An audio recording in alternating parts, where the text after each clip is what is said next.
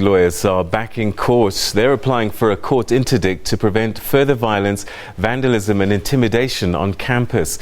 A small group of students is still protesting. They want the university's management to do away with the outsourcing of contract workers. It's a mixed bag at campuses countrywide. Some are back to normal and others, well, students are just not ready to go back to their studies yet. Wrestling with students heeding calls to return to class, but still pockets of resistance. Some joined striking contract workers on the streets, demanding an end to outsourcing. Further disruptions and delays a huge inconvenience. The second-year engineering student from France is anxious to start writing exams. If they postpone too much, my visa is expiring, so I will have a trouble to stay here. Contract workers at UCT are a step ahead. University Management and Workers Union NEHAWU signed an agreement to stop outsourced services that include cleaning, catering, student transport and campus security. But it comes at a price. The Minister has set up a task team for 6 months to report in 6 months on outsourcing at universities, and I believe it will recommend insourcing, and it will recognise that that has costs linked to it. But of course we have to make our own decisions anyway, which we have. In our case, we think that the extra cost will be in the region of 68 to 70 million a year. It's a big cost. Exam dates have not been finalised at UCT, UWC or CPUT. Meanwhile, protests continued at Parliament. The question of outsourcing was never touched by the President, whereas we've said that our struggle is linked with the workers. Now at UCT, yesterday, UCT announced that indeed there will be insourcing.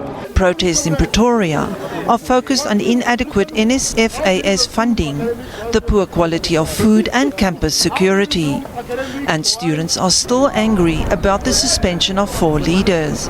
What we don't understand is the criteria which management has been using to suspend the 4 comrades.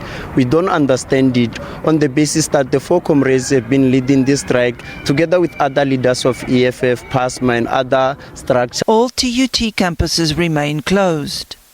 At Fort Hare, a packed library. Students preparing for exams starting on Monday. Assistance measures include extended library hours and making academics available. To some extent, the strike was taken too far because some people went too far by damaging private companies' property, and I just feel like that was overrated. We will be able to pass because, as I was saying, our leaders have been saying to us, guys, let's embark on strike during the day. Then afterwards, let's go and start our books. Damage amounts to close to R1 million. In Bloemfontein, business as usual. Exams got underway at the Central University of Technology. Students at the Free State University are also back in class ahead of exams starting on Monday. The Northwest University's Mahikeng campus remains closed. Authorities didn't prevent evicted students from moving back into residences Wednesday night. Talks between management and the SRC are ongoing. Exams are scheduled to start on Monday.